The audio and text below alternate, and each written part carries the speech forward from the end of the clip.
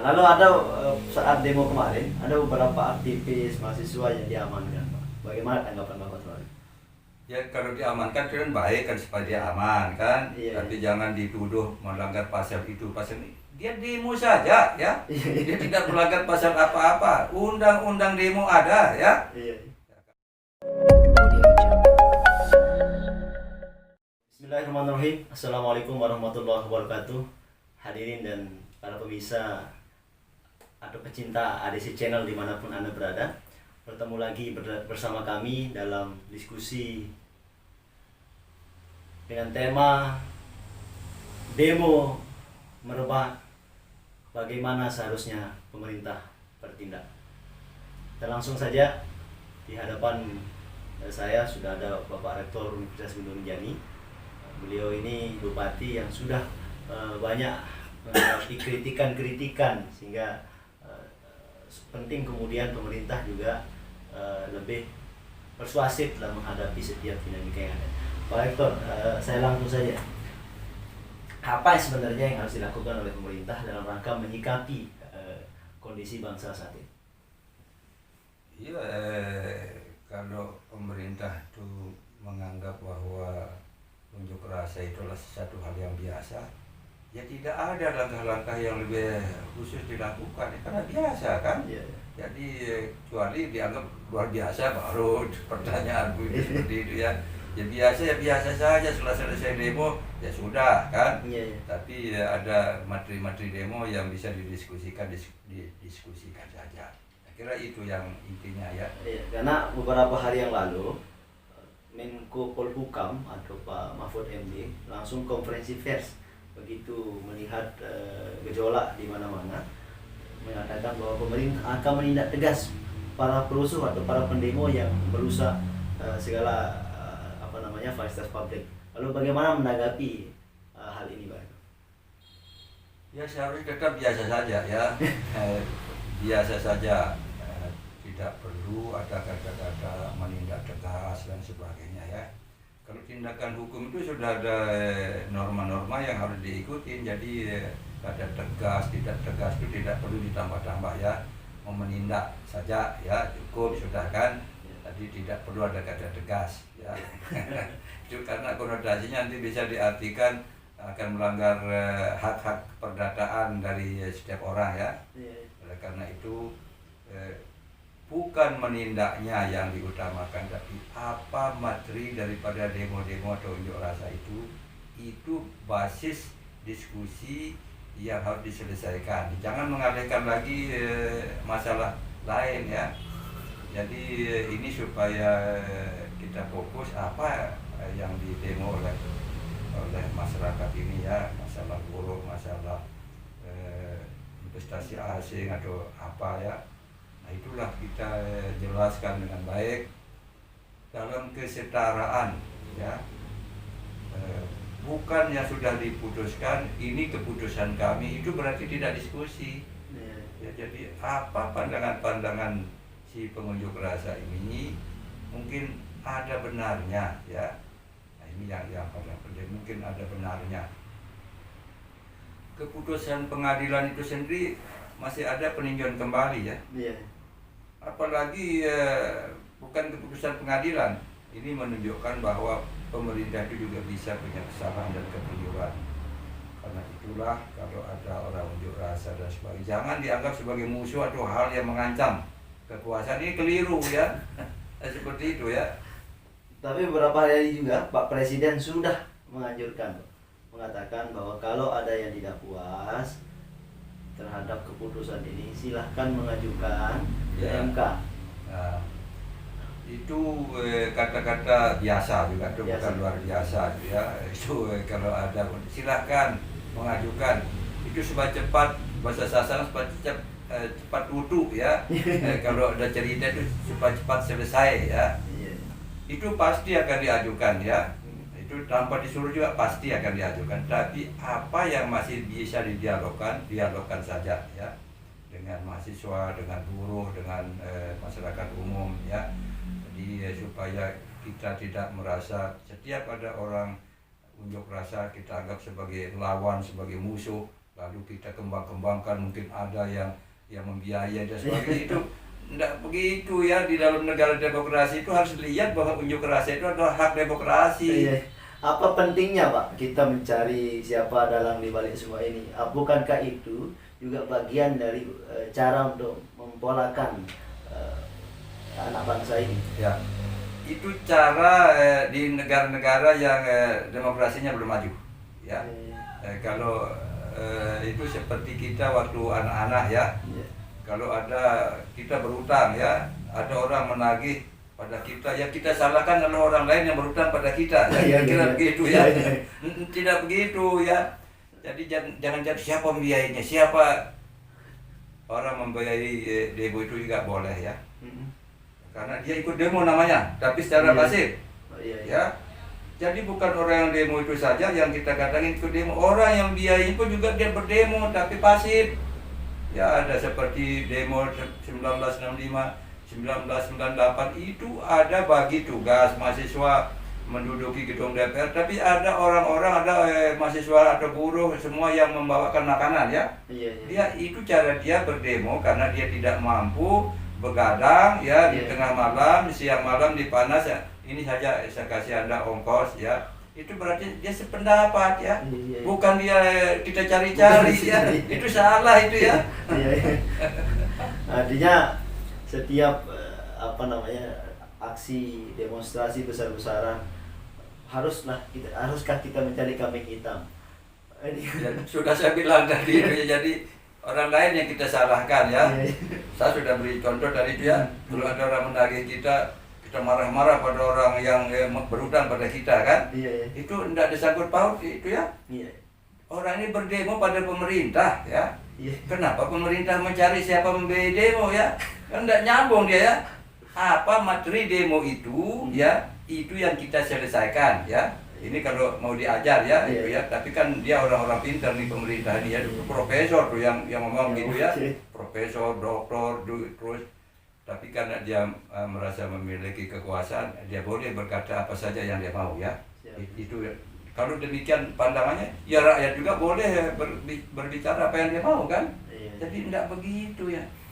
Ini kita ini bangsa ya, ada anak bangsa ya. Kalau ada dia berbeda pendapat dengan kita, itu wajar ya.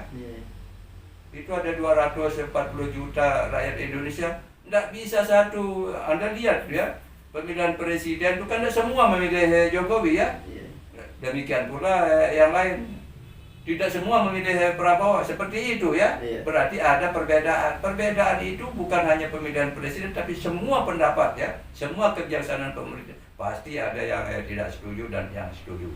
Nah, oleh karena itu pemerintah ya menurut saya itu dia harus tenang menghadapi hal-hal seperti ini. Jangan menjadi nervous, jangan menjadi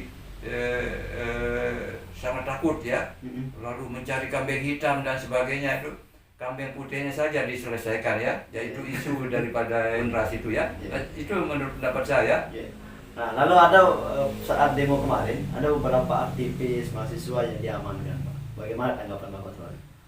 Ya kalau diamankan itu kan baik kan supaya dia aman kan. Tapi jangan dituduh melanggar pasal itu pasal ini. Dia demo saja ya. Dia tidak melanggar pasal apa-apa. Undang-undang demo ada ya. Ya kalau dia merusak misalnya itu, ya itu sebenarnya jangan difokuskan dulu. Itu juga sama mencari kambing hitam tuh ya. Ya itu dia rusak itulah disebut sebagai risiko sosial ya. Dalam demo itu pasti ada pecah, pasti ada dilempar, itu jangan itu tuh dicari-cari dia sebagai penjahat ya. Tidak bisa karena spontanitas ya. Penjahat itu direncanakan ya. Jadi ini hati-hati sedikit ya. Jadi jangan mengalihkan perhatian dari isu yang sebenarnya kepada isu lain. Ini yang seringkali dilakukan di sini ya, di negara kita. Kalau di negara lain enggak ya, bisa di negara demokrasi ya. Maksudnya bukan di negara-negara yang sangat keras terhadap anti demokrasi ya. Selalu dicari kesalahan orang seperti demonstrasi di lapangan Tiananmen ya, di Cina dulu ya, sampai sekian orang ditembak, dibunuh dan lalu melarikan diri karena akan ditangkap seperti itu. Tidak begitu. Tapi sebenarnya secara umum saya mau katakan di Indonesia sudah baik ya. Hanya para pejabat ini kurang dewasa di dalam mengelola kalau ada perbedaan pendapat. Saya kira itu intinya ya. Iya. Kurang dewasa. Kurang dewasa Iya. menanggapi setiap isu ya. Kalau saya misalnya jadi menteri, jadi presiden, saya senyum-senyum ya. Dan saya akan undang pimpinan-pimpinan demo itu, terus saya mengatakan coba dulu apa salah yang saya catat ya. Saya catat dan lalu ini akan saya diskusikan dengan menteri-menteri saya kan, terus saya dialogkan lagi ya, pola lagi itu sampai pada kesepakatan persetujuan pengertian ini yang dicapai oleh satu negara ya, baru bagus. Kalau kita selalu menganggap orang anti pada kita itu salah ya. Lagi pula mereka orang tidak digaji kok ini ya. Iya, iya. Kita ini orang digaji, kalau itu pemerintah dia tidak digaji ya. Kedudukan sangat berbeda. Dia sukarelawan namanya, Iya. menyampaikan pendapat-pendapatnya itu sebagai sukarelawan ya. Tapi ada alasan lain pelarangan aksi sekarang ini, Pak. Karena saat ini dunia pada umumnya sedang dilanda pandemi COVID-19, yang artinya dilarang orang untuk berkumpul, ya kan? Tiap hari orang berkumpul di pasar ya. Iya, iya. Kan ada ketentuan yang dibuat oleh pemerintah, bagus sekali ya, harus menggunakan protokol kesehatan ya. Iya. Semua harus pakai Masker. masker ya, semua harus menjaga jarak, itu bagus. Itu demo ada di mana-mana seluruh dunia kok sekarang, tapi dijaga itu ya. Iya. Karena dia menjaga kesehatan sendiri, orang yang demo itu ya, dia sendiri cinta pada kesehatannya kan, dia jaga sendiri. Saya kira itu ya. Iya. Di penyelesaian konflik. Nah, saran-saran Bapak ini bagaimana terkait penyelesaian konflik yang seharusnya dilakukan oleh pemerintah? Maksud saya, jangan kemudian orang begitu baru ada riak sedikit langsung kemudian diamankan lalu kemudian diredam. Yaitu yang dilakukan oleh pemerintah ini ya tidak terlalu salah ya. Tapi kalau tujuannya menahan orang itu untuk mencari siapa biang keroknya, ya ini yang keliru ya. Dia akan tanya di siapa membiayai Anda, siapa mengongkos Anda. Ini tidak boleh, itu menyimpang dari tujuan demo ya. Itu bukan tujuan demo soal biaya dan sebagainya. Tujuan demo itu apa? Ya saya mau begini Pak, saya begini. Ya itu sudah didiskusikan. Bukan kita mencari siapa membiayai Anda, siapa mengongkos Anda, siapa di belakang Anda. Ya jutaan orang di belakang orang yang tidak setuju kan. Nanti kalau disebut satu persatu yang tidak bisa, catatannya penuh kan. Tapi pemerintah kan sudah mau Pak, kan saya sudah silakan judicial review katanya, ambil langkah jalur hukum agar tidak ada yang dirusak, tidak ada yang dirugikan. Iya, itu pasti akan dilakukan oleh orang-orang ini yang akan melakukan judicial review, itu pasti kan akan dilakukan. Tetapi yang kita bicarakan itu unjuk rasa ya. Apa tidak boleh unjuk rasa? Itu saya yang kan boleh ya. Kalau boleh ya jangan didiskreditkan orang unjuk rasa lalu kita cari-cari terus jangan-jangan si ini membiayainya, jangan-jangan si itu membiayainya. Sama saja itu dengan Anda membayar bazar ya, ya selalu nongkrong di dunia maya ya, untuk melakukan prank, untuk melakukan penekanan, untuk itu kalau dicari-cari nanti kan susah, sama-sama saling cari nantinya ya. Oh iya betul. Jadi aduh susah saja, tidak usah cari ya, sudah ya, karena Anda juga membayar buzzer, membayar influencer ya, membayar pranker ya. Iya. Jadi nanti sama-sama saling cari, akhirnya ketemu sama-sama.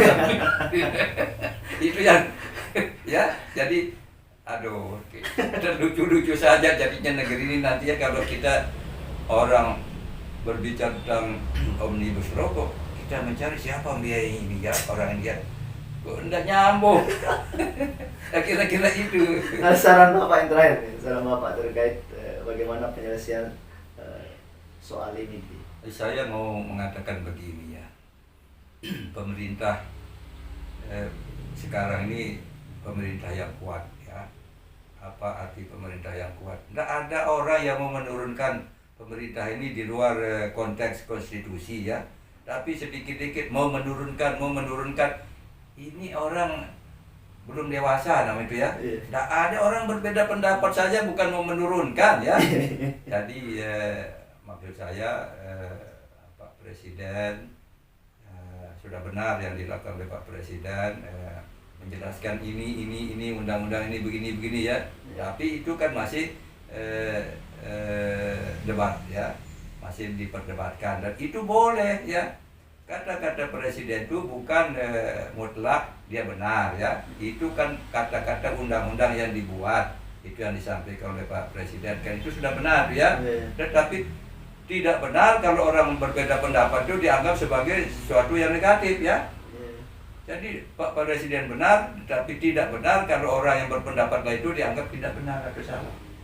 Ya, jadi oleh karena itu para pembantu presiden menurut saya itu ya dia harus lebih dewasa ya, lebih dewasa.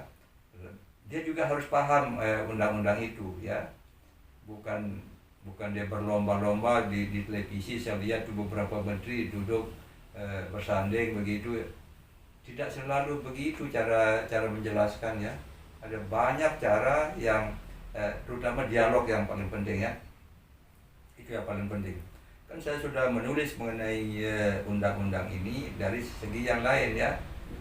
Apakah tujuan Anda ini membuat undang-undang ini untuk mendatangkan banyak investor agar terjadi menciptakan lapangan kerja, apakah itu benar? Oke, kalau itu, tetapi apakah itu karena ada desakan dari pihak calon investor, calon masih ini ya, ya itu jangan bilang investor tapi calon investor. Kalau demikian berarti kedaulatan Anda sangat rendah ya. Saya sudah ingatkan dalam tulisan saya kata-kata Soekarno di sekitar tahun 60-an ya. Saya tidak mau ditekan-tekan oleh Anda sebagai persyaratan untuk mendapatkan bantuan untuk mendapatkan investasi. Go to hell with your aid ya. Pergi ke neraka dengan bantuanmu. Itu satu negara yang berdaulat namanya ya. Tapi kalau kita sekarang ini dipermain-mainkan oleh si pedagang itu ya, Anda harus melonggar ini, Anda harus melonggarkan ini. Nanti kalau setelah dilonggarkan lalu tidak ada investasi, apakah kita akan mengumpat itu calon investor ya? Saya kira kita harus berpikir ya, investor itu ada dari dulu sampai sekarang itu bukan karena ada undang-undang atau tidak ada undang-undang omnibus law itu ya. Tapi kenapa kurang investasi? Ya kira dia kurang untung ya, bukan karena undang-undangnya. Ya ini yang harus dipikirkan ya. Kan saya sudah jadi pemerintah ya, tidak pernah ada calon investor itu yang datang ke sini mengenai undang-undang, menurut peraturan tidak ada ya. Yang saya curiga itu banyak calon investor sebenarnya dia bukan investor. Ya gimana ini Pak? Ya kan contoh kan sudah ada ya, sampai saya dilaporkan pada presiden. Sekarang baru dia ngaku orang ini memang tidak punya uang. Jadi jangan sampai setiap orang datang sini saya mau begini, saya mau begini, dicatat dong ini calon investor. Lalu dia mengatakan makanya ini diubah ini undang-undang ini supaya saya datang ke sini. Jangan kita dipermainkan oleh investor ya. Di negara-negara yang sulit investasinya, orang datang ke negara, biar di tengah-tengah kesulitan itu ada kepastian ya. Jadi hati-hati sedikit dengan melonggarkan. Ini kan sudah saya beri contoh. Tidak ada negara seperti Indonesia ini membebaskan visa 65 negara ya. Akhirnya kita menjadi ladang dari narkotika ya. Karena kebebasan itu visa. Orang keluar masuk dari negara lain ke kita. Nah ini harus hati-hati. Ini pun juga mengenai investasi ini harus hati-hati. Jangan setiap orang mengatakan investasi lalu kita katakan akan banyak dapat kerja. Nanti kita akan lihat dulu ya. Tapi boleh kan sudah saya bilang boleh itu penyederhanaan peraturan perizinan itu benar tuh kan sudah saya bilang itu benar. Tapi latar belakangnya dulu kita lihat ya. Latar belakangnya apa karena ada tekanan dari orang luar. Bisa saja tekanan itu bersifat palsu kan. Setelah Anda longgarkan tuh tidak saya mau investasi ke negeri Anda ya. Kacau politik di sana selalu orang banyak demo orang kan. Tidak ada investasi masuk ke dalam negeri kita ya. Kira-kira seperti itu. Baik, kita kembali ke tema sedikit Pak. Tadi akan terjadi tidak efektif undang-undang ini begitu ada gangguan. Ya salah satunya adalah gangguan ada demonstrasi besar-besaran, kemudian akan menjadi alasan para investor datang ke Indonesia. Lalu kemudian ada tindakan dari pemerintah untuk mengamankan demonstrasi. Apakah ini juga tidak bertentangan dengan itu mekanisme namanya ya. Tetapi investor itu ya, Ya. dia juga tidak semata-mata melihat dari segi keuntungannya ya. Dia juga kasihan pada rakyat di negara itu ya kalau terus ditindas ya. Ya. Saya sudah bilang bahwa sekarang ini di Eropa atau di banyak dunia itu masalah ekologi, masalah kemanusiaan, masalah lingkungan, masalah sustainable itu menjadi concern ya. Bahkan bagian dari dividen dari company-company raksasa itu justru diberikan kepada masalah-masalah ini, termasuk hak asasi manusia dan sebagainya ya. Jadi bagian dari dividennya diserahkan pada lembaga-lembaga donor yang bergerak di bidang kemanusiaan, bergerak di bidang lingkungan dan sebagainya. Ini harus dipahami, tidak semuanya dia hanya berpikir, saya yang peduli saya untung. Enggak. Justru kesadaran itu sudah ada tumbuh di kalangan pebisnis sekarang ini ya. Itu bahkan banyak orang-orang seperti Bill Gates dan sebagainya, orang-orang kaya di dunia itu mendirikan organisasi-organisasi yang melindungi ya. Yang melindungi orang-orang kecil ya, suku-suku bangsa tertindas, hak asasi manusia, lingkungan dan sebagainya ya. Jangan sampai kita mengira bahwa semua pengusaha itu atau investor itu dia tidak peduli itu ya. Jangan sampai kita yang tidak peduli ya. Jadi kok dia lebih maju daripada gitu. Lalu nanti kalau dia datang ke Indonesia itu alasannya apa? Pemerintah Indonesia itu kebijaksanaannya merusak hutan ya, merusak lingkungan, terlalu banyak plastik di lautnya. Itu contoh ya, bahwa ini dulu ya supaya kita pahami ya. Jangan kita melihat bahwa dia orang-orang bodoh ya. Dia juga mengerti tentang ekologi. Dia mengerti, bahkan banyak bantuan-bantuan yang datang ke Indonesia seperti tentang ya, dari berbagai belahan dunia ini datang ke Indonesia untuk menolong Indonesia bagaimana memperbaiki hutan tropiknya ya. Itu dari hasil pengusaha itu. Ya, ini hati-hati ya. Ini maksudnya hal-hal yang begini yang sangat maju. Jangan sampai kita tidak paham ini. Karena itu undang-undang ini memang agak terlambat, tetapi toh tetap banyak investasi datang ke sini ya. Dan dengan adanya undang-undang ini diharapkan akan berbondong-bondong, akan berlipat-lipat investasi datang sini. Nanti kita lihat ya. Saya katakan, saya meragukan itu ya. Karena ada berbagai aspek yang menyebabkan investasi datang ke suatu negara. Ya, seperti saya katakan, masalah pasar ya, masalah sosial, masalah employee ya. Semuanya itu tali temalinya ada ya. Masalah masa depan politik di satu negara ya, masalah kemampuan daya beli penduduknya itu semua analisis ya. Iya, karena itu ada orang rencana investasi di satu negara sekarang belum tentu 5 tahun dia betul-betul investasi ya. Jangan kita catat sudah masuk sekian triliun ke negara kita, itu belum, itu daftar keinginan namanya ya. Ya, itu sering laporan-laporan kita di Indonesia itu daftar keinginan ya. Daftar keinginan. Ya kan Anda lihat tuh, itu ada namanya PT apa namanya itu yang mengelola 300 hektar lahan ya. Itu sudah puluhan tahun dan dia tidak, sampai sekarang dia belum investasi. Mungkin sudah dicatat di BKPM misalnya dia investasi sekian. Seperti itu contohnya ya, ya seperti itu. Baik, para pemirsa, teman-teman sekalian, bahwa seharusnya pemerintah menyikapi setiap persoalan yang belakangan ini terjadi adalah dengan menunjukkan sikap kedewasaan. Jangan semua rakyat dicurigai, jangan semua gerakan dicurigai, tapi berupayalah menjadi satu, berupayalah bisa bergandengan tangan dan berdialog dalam menyelesaikan masalah itu. Terima kasih, bertemu lagi bersama kami di diskusi selanjutnya. Assalamualaikum warahmatullahi wabarakatuh.